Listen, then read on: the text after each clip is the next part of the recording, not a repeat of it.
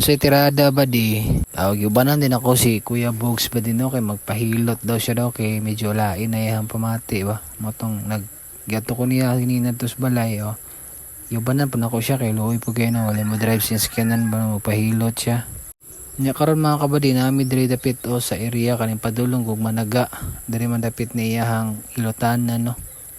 Nya pagadto na mo diri badi, ako wala mo koy lingaw, anara ko diri sa sakyanan badi nagkanang pabugnaw-bugnaw niya nag-music ba para malingaw punta no.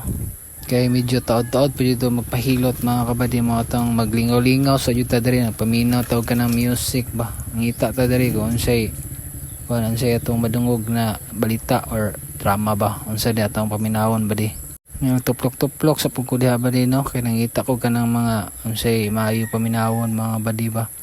Kaya naman ni FM niya kuan niya sakyanan no moto nagpindot-pindot pagkudiha ba di pasito-sito pindot-pindot ba no pasin day nya karon kay na naman si kuya wala na siya nahilot pa di kay ang mahilutay hubog motong karon ani adto siya dito sa iyang kuan iyang auntie man siguro adto siya dito sulod iyang kuan ba istorya nya nilahos na lang po midri ila Kuya Ramil kay iya siguro nang ipa-check niya sa kanan o man siya nahilot sa magyatuan ba di mo nang diri na lang siya ilaanan yun.